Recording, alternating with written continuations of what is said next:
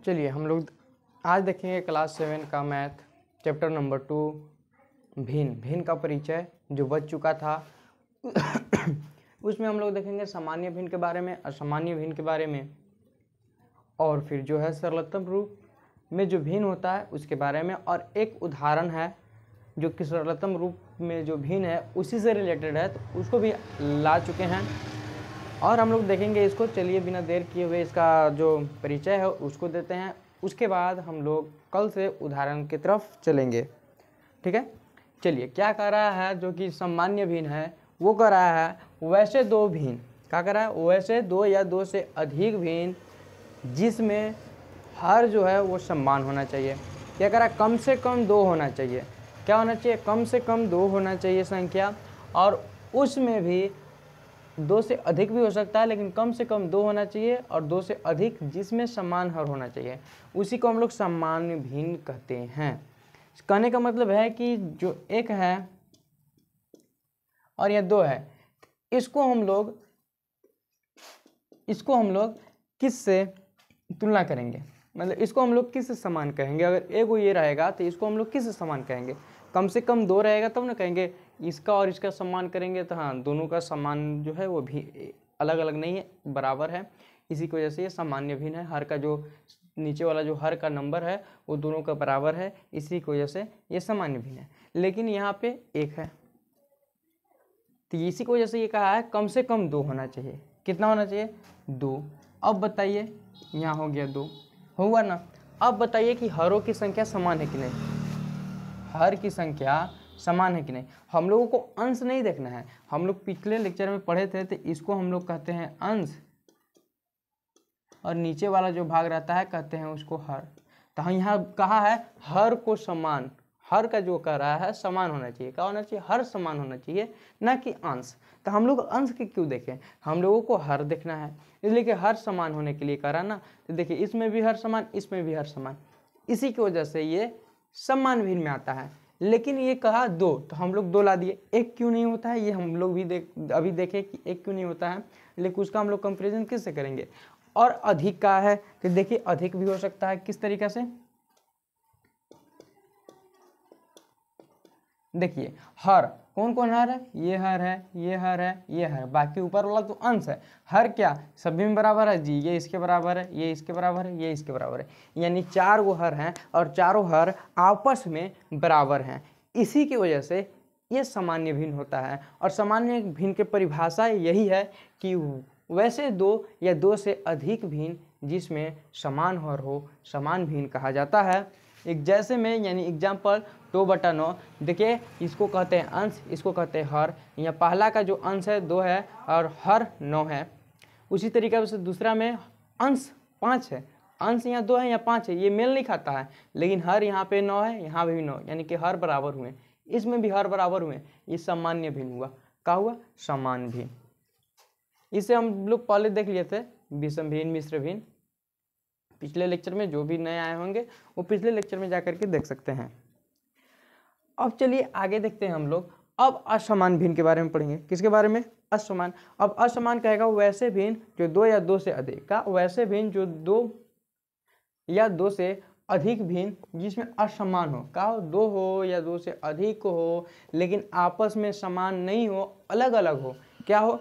अलग अलग हो, हर समान नहीं हो, वैसे भिन्न को हम लोग असमान भिन्न कहते हैं। कहने का मतलब कि दो हो या दो से अधिक भिन्न हो, लेकिन जो हर है वो अलग अलग हो, असमान हो, ऐसे भिन्न को हम लोग असमान भिन्न कहते हैं। क्या कहते हैं? असमान भिन्न। किस तरीके से? तो कह रहा है कि वैसे दो या दो से अधिक भिन्न जिसमें असमान अलग अलग, असमान का मतलब क्या होता है? अलग अलग हर हो, यानी किसके बारे में फिर कह रहा है? हर के बारे में असमान भिन्न कहा जाता है। यहाँ अंश का कोई रोल नहीं है समान भिन्न में या असमान भिन्न में देखने के लिए।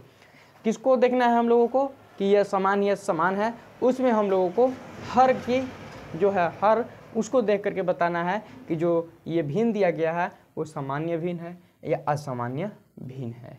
तो चलिए देखते हैं। इसको कहते हैं अंश, इसको कहते हैं हर। तो अंश का मान 2 है, अंश जो है वो 2 है, हर है 5।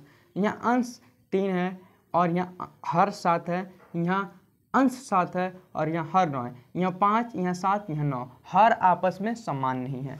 क्या नहीं है? हर आपस में समान नहीं है। इसी की वजह से ये असामान्य भिन्न कहा जाता है। ध्यान में रखिएगा कि सामान्य भिन्न किसको कहते हैं, असामान्य भिन्न किसको कहते हैं। सामान्य भिन्न उसको बोलेंगे जिसका हरों की जो संख्याएं दिए गए हैं वो जितनी भी हर हैं आपस में बराबर हो, ऐसे संख्या को हम लोग सामान्य भिन्न कहते हैं। और असामान्य भिन्न कैसे कहते हैं? वैसे संख्या जिसका हर तो दिया हो लेकिन हर आपस में समान नहीं हो, कोई भी आपस में मेल नहीं खाता हो हर, वैसे संख्या को हम लोग असामान्य भिन्न कहते हैं। ठीक है, चलिए अब आगे देखते हैं। आगे कहा है सरलतम रूप में भिन्न, यानी कि सरलतम रूप में भिन्न, और उससे रिलेटेड एक उदाहरण ला चुके हैं उसको समझने के लिए कि सरलतम रूप के भिन्न को हम लोग कैसे करते हैं, और एक उदाहरण इधर भी थोड़ा बहुत समझेंगे। अब चलिए, भिन्न का वह रूप जिसमें अंश और हर में एक के अलावे अन्य कोई उभयनिष्ठ सर्वगुणनखंड न हो। कह रहा है कि भिन्न, क्या? भिन्न का वह रूप जिसमें अंश या हर हो, उसमें केवल एक के अलावे अन्य कोई उभयनिष्ठ सर्वगुणनखंड नहीं हो। ठीक है, वैसे को हम लोग सरलतम रूप के भिन्न के रूप में देखते हैं। आगे चलिए देखते हैं, आगे देखेंगे और क्लियर होगा। अन्य शब्दों में एक भिन्न सरलतम रूप में कहा जाएगा। क्या कह रहा है? अन्य शब्दों में एक जो भिन्न है वो सरलतम रूप में कहा जाएगा जब इसके अंश और, यानी कि इसका जो है उभयनिष्ठ एक होना चाहिए। क्या होना चाहिए? उभय गुणनिष्ठ सार्वगुणनखंड जो है, उभय सार्वगुणनखंड वो एक होना चाहिए। और अन्य एक और बात है, उसमें कह रहा है कि एक भी सरलतम रूप में कहा जाएगा जब इसके अंश जो होता है ऊपर वाला, और हर यानी कि होता है अंश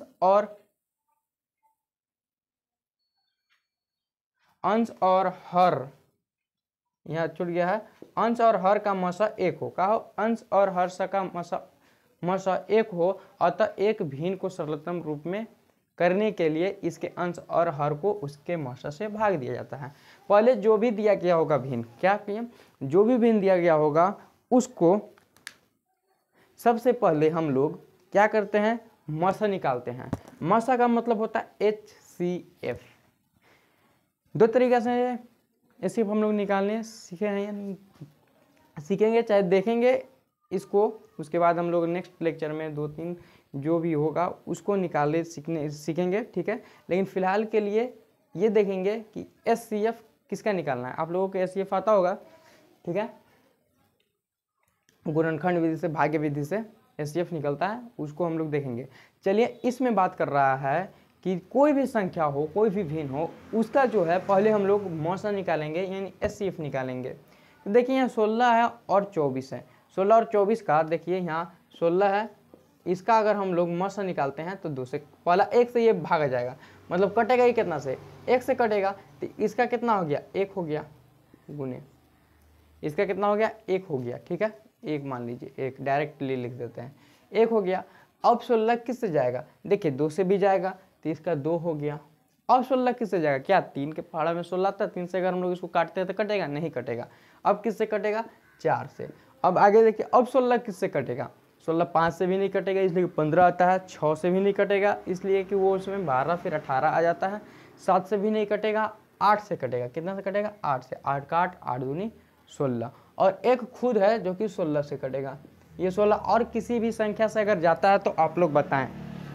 ये कटता है 1 से, 2 से, 4 से, 8 से, 16 से।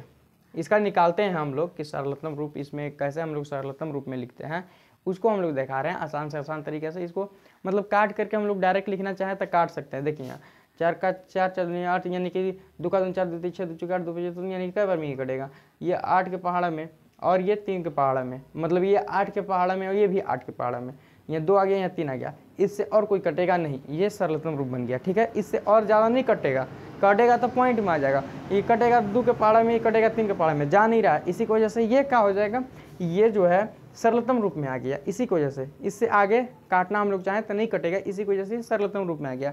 हम लोग डायरेक्ट भी सरलतम रूप निकाल सकते हैं ऐसे करके। ठीक है, देखेंगे कि दोनों को, जो इसको 8 से काटेंगे तो इसको भी 8 से काटना जरूरी है, और काट देंगे जो आएगा। अगर आउ काटता है तो 2 से मान के चलिए काटते हैं, 2, ये भी 2 से गया, ऊपर बचा 8, नीचे बचा 12, फिर 2 से काटे 4, यहाँ 6, फिर 2 से काटे 2, यहाँ 3, सेम आ गया, वही आएगा। इसी को हम लोग पूरे एकदम सीक्वेंस बाय लाइन देखेंगे, डायरेक्ट ना काट काट करके हम लोग लाइन बाय लाइन देखेंगे। नहीं तो डायरेक्ट काटना है तो यहाँ से काट करके सरलतम रूप को लिख सकते हैं, ठीक है। एग्जाम में उसी बनाना है, सरलतम रूप डायरेक्ट काट करके लिख दीजिएगा, ऑब्जेक्टिव पूछेगा तो।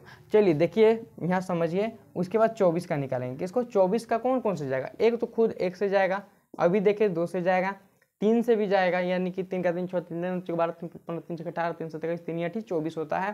3 से भी जाएगा और 4 से भी जाएगा, 5 से नहीं जाएगा, 6 से जाएगा, 7 से भी नहीं जाएगा, 8 से जाएगा, 8 3 की 24, 9 से भी नहीं जाएगा, 10 से भी नहीं, 11 से भी नहीं, एक 12 से जाएगा, 12 के 12 12 24, 13 से भी नहीं, 14 से भी नहीं, 15 से भी नहीं, 16 17 18 19 20 कुछ से नहीं, एक लास्ट आता है 22।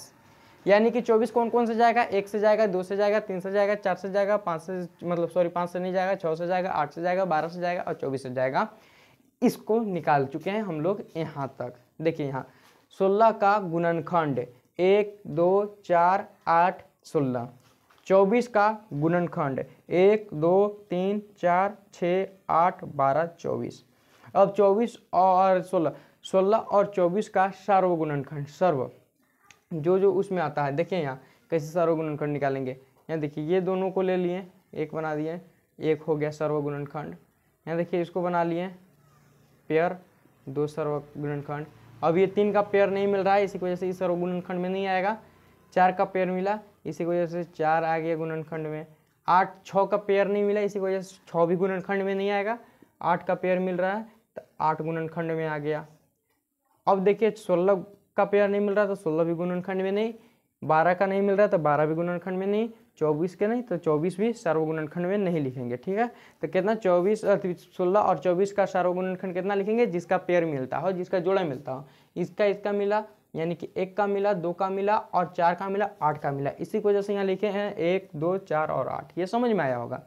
चलिए अब आगे देखेंगे 16 और 24 का महत्तम सार्वगुणनखंड। इसमें कौन है महत्तम सार्वगुणनखंड, तो 8 है।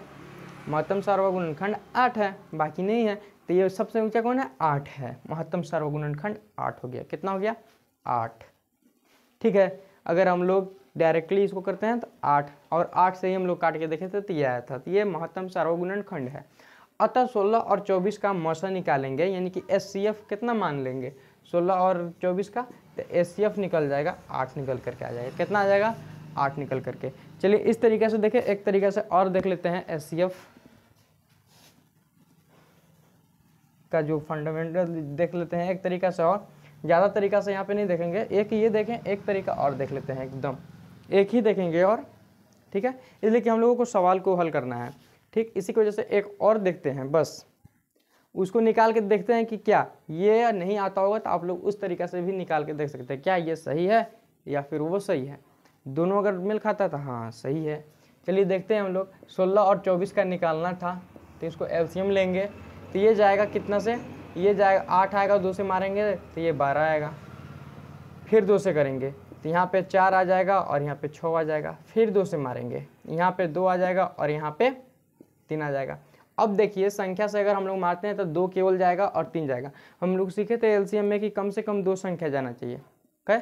कम से कम 2 संख्या कटना चाहिए। एक जो से मान के चलिए 2 से काट रहे हैं तो कम, ये भी कटा ये भी कटा, इसी को से काटें। अगर हम लोग यहाँ काटेंगे तो 1 कटेगा, फिर 3 को काटना पड़ेगा। इससे बेहतर है कि हम लोग गुना कर देंगे। और LCM लेके गुना नहीं किया जाता है, यहाँ हम लोग LCM में करते हैं इस तरीके से गुना। यहाँ से आते हैं 2 को लिखेंगे, 2 को लिखेंगे, 2 को लिखेंगे, 2 को लिखेंगे, 3 को लिखेंगे। लेकिन SCF में वो नहीं है। SCF में इस लाइन का जो भी संख्या आता है उसको लिखा जाता है, ना कि ये लाइन वाला। ये लाइन वाला को नहीं लिखा जाता है, जो ये लाइन आता है उसको लिखा जाता है, ठीक है। तो देखिए ये लाइन में कौन कौन है, 2 है, फिर से 2 है, फिर से 2 है, बाकी इस लाइन में है नहीं है, इंड है, बाकी ये में है। तो इसको नहीं लिखेंगे, LCM नहीं निकालना है हम लोगों को, SCF निकालना है। तो SCF सिर्फ इस लाइन को लिखा जाता है। अब हम लोग देखेंगे करके, 2 का 2 4, 4 का 4, 4 दूनी 8। कितना SCF आ गया, 8। अगर उस तरीका से आप लोगों को नहीं निकालने आता होगा तो आप लोग इस तरीका से भी निकाल करके देख सकते हैं और निकाल करके बना भी सकते हैं, ठीक है। बाकी वो भी आसान है, ये भी आसान है, ठीक है। उसमें भागा दे के देखना है कि किससे कट रहा है, बाकी निकल जाएगा, ठीक। अब चलिए हम लोग यहाँ तक आए थे कि कितना इसका मौसा आ गया, यानी कितना एसिफ आ गया, 8 आ गया। और देखिए कि दो तरीके से हम लोग देख लिए कि इस तरीके से भी, और जो यहाँ बोर्ड पर लिखा गया उस तरीके से भी, इस बोर्ड पर लिखा गया उस तरीके से भी क्या निकल जाता है, मौसा निकल जाता है, यानी एचसीएफ निकल जाता है। अब इसमें एचसीएफ में क्या करना है कि देखिए कहा है अंश और हर को उसके मौसा से भाग देना है। जिसका हम लोग एचसीएफ निकाले हैं उसी से हम लोगों को भाग देना है। क्या करना है, भागा देना है। यहाँ लिखा गया है, देख लीजिए, अंश और हर को उसके मौसा से भाग दिया जाता है, यानी कि देना है। तो मौसा कितना आया है, इतना। अंश कहाँ है, ये। हर कहाँ है, ये। दोनों में क्या करना है, भागा देना है। तो अंश कितना है 16, हर कितना है 24, और मौसा कितना है 8। उससे क्या करना है, भागा देना है। 16 में भागा देंगे तो 2 बार में जाएगा, और 24 में भागा देंगे तो 3 बार में जाएगा, यानी 16/24 आ जाएगा। इसका सरलतम रूप कितना हो गया, 16/24 का सरलतम रूप कितना हो गया, 2/3। इसी तरीके से हम लोग सरलतम रूप लिखते हैं। अब देखिए 2/3 जो है क्या वो और ज़्यादा कटेगा, और ज़्यादा विभाजित होगा, नहीं होगा। इसी की वजह से उसको सरलतम रूप कहा गया है। अगर वो और ज़्यादा कटता, मान के चलिए 4 है, 6 है, तो हम लोग इसको अभी सरलतम रूप नहीं कहेंगे। 2 और 3 को हम लोग सरलतम रूप कहेंगे। ठीक है, चलिए सरलतम रूप निकालना आगे आ चुका होगा, इसमें कुछ नहीं है, एकदम छोटा सा सवाल है। और ये जो लिखे हैं बोर्ड पर उसको आप लोग ध्यान में रखिए और उसको उतार लीजिए, नोट डाउन कर लीजिए, और इसको आप लोग याद कीजिएगा, ध्यान में रखिएगा, और सरलतम रूप का ध्यान में रखिएगा। एग्जाम में आने वाला सवाल है। ठीक है, ऑब्जेक्टिव आएगा तो बता दिए कि सरलतम रूप कैसे होता है। अधिक से अधिक मतलब जो और टुकड़ा ना हो, इसको हम लोग विभाजित करेंगे तो ये और टुकड़ा नहीं होगा, लेकिन ये और टुकड़ा होगा। और इसको जब तक काटेंगे जब तक और टुकड़ा ना हो, और वो जहाँ तक रुक जाएगा उसी को हम लोग सरलतम रूप नाम दे देंगे, और आप लोग डायरेक्ट काट करके ऑब्जेक्टिव सवाल को बना सकते हैं। ठीक, और अगर कहे कि आंसर में लिखिए तो इस तरीके से लाइन बाय लाइन आंसर को लिखना है। चलिए, समझ में आया होगा मेरी बात। अब वीडियो को यहीं पे विराम करता हूँ। आप लोग अच्छे होंगे, स्वस्थ रहिए, और इस चैनल को ज़्यादा से ज़्यादा सब्सक्राइब कीजिए, और इस वीडियो को शेयर और लाइक कीजिए। धन्यवाद।